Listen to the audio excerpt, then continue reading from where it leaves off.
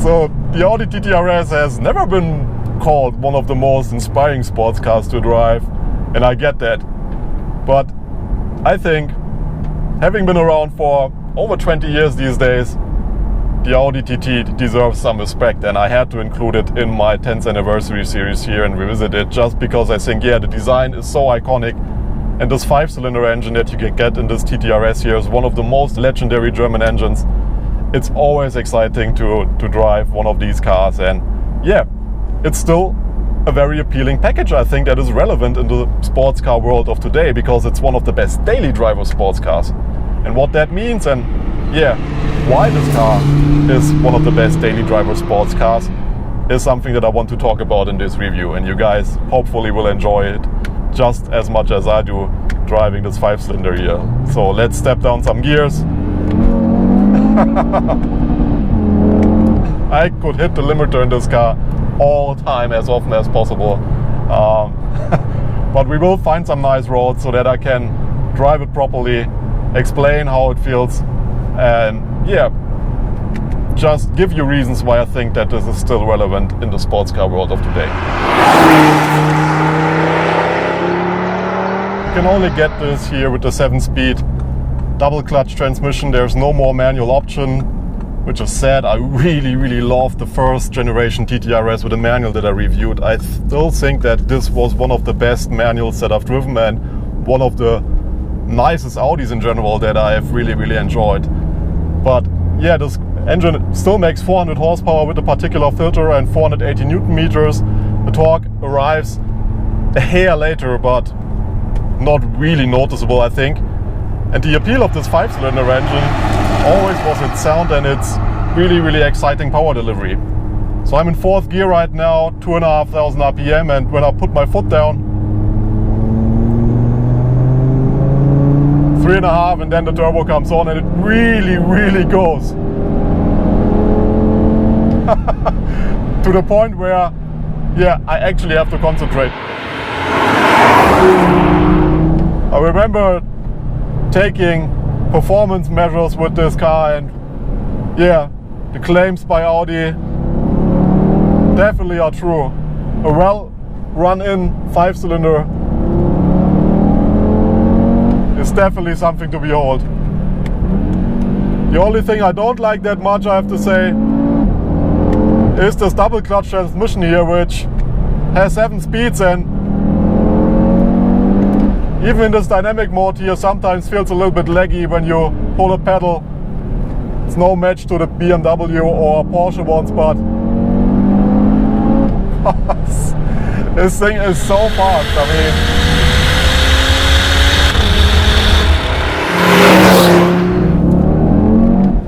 mean, yeah, just how accelerative the thing is between corners is never getting old. It's really exciting, I think.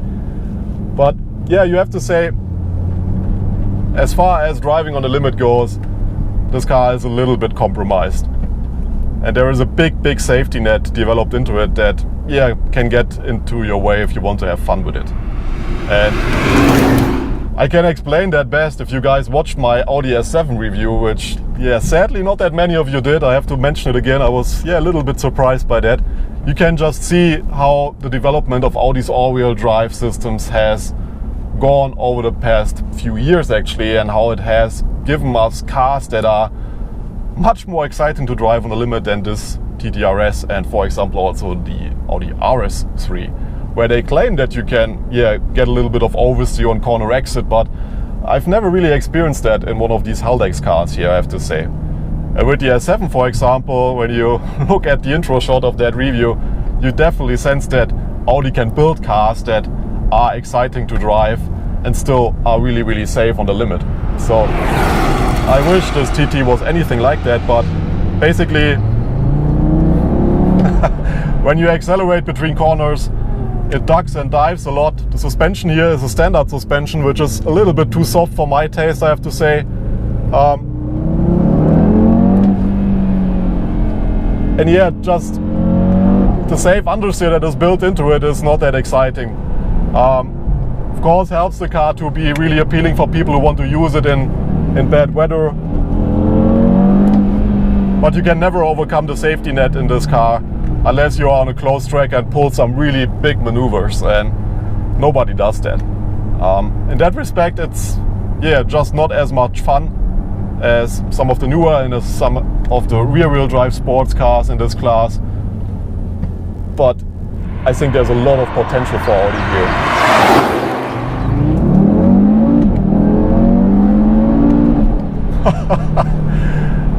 I mean, if you find the right road for the TT, fast corners that have a few straights between them where you can enjoy its acceleration, I think it's still a really, really thrilling car to drive. And the 5-cylinder sounds so good. I still enjoy this car. It has so much character. It is just a charming car, I think, and for that reason really deserves its place on the market for those people who maybe are not hunting the limit in the same way that I would say people like I do, who really enjoy rear-wheel drive and, you know, having a little bit of oversteer here and there and enjoying a good drift where you can, you know. I think point to point and as a daily driver sports car, I can't stress that out enough. I think this is still a really, really appealing car. And while I'm driving a little bit slower here, let me talk about the interior, because I think for a design that has been out for a few years now, it has really stood the test of time very, very well, and it's still super appealing to me. Not just the quality of the TT is the typical Audi thing that you guys will get bored. Reviews talk about this all the time, I know, but in comparison to the BMW M2, which I recently drove, this interior quality is just in a different league, I have to say. Even the Porsche 718 would struggle, I think, to deliver a quality experience like Audi has here. And I still love that they have integrated everything here into this center dash, you know, that there are not that many buttons here and it's still really simple to use once you get the hang of it, you know. I hope that they make this car in another version, that they come up with a new version of it and keep this design and keep this level of quality. I mean, that's really something for me that justifies its price, because something that you want to drive on a daily basis in any kind of weather, it's nice to have a beautiful interior and to be in a place that feels as comfortable and as good to use as this here does. Audi has introduced a few performance parts for the TTRS, and I've driven a car that had these options on it: lighter wheels, a suspension pack, I think it's coilovers that they offer, and sportier tires, an aerodynamic kit, a brake kit, and that really does change the car, makes it feel more controlled. And for people who want to use it on a track occasionally, it's really, really good to get these parts, even though they cost quite a lot of money, I have to say. The TT just feels more controlled with it. You don't lose any ride comfort with the suspension pack, and just given how fast it is and when you are really pushing it, it's definitely noticeable with these parts that the car feels more controlled and nicer to drive. I want to end it here, guys. I think you guys noticed that this is still a very exciting sports car, and some of the criticism that you can read about it is not always justified for me. I still think this car has a few really unique selling points, and for that reason I hope that it will be around for a few more years. I mean, it's rumored that Audi will make this an electric sports car in the future. I think its CEO already even said that in public, so that's definitely not something to look forward to, even though I understand that the TT is a good platform, you know, to show new inventions and to show new technologies. But come on, you can't kill the 5-cylinder Audi. You really can't kill the 5-cylinder. This is one of the most characterful and enjoyable engines on the market still, even with this OPF. It's so well done how they've kept the sound, even with these muffling damn filters.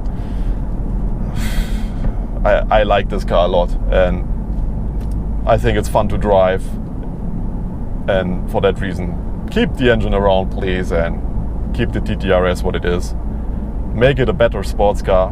Don't make it a boring EV. Nobody is asking for that, I think.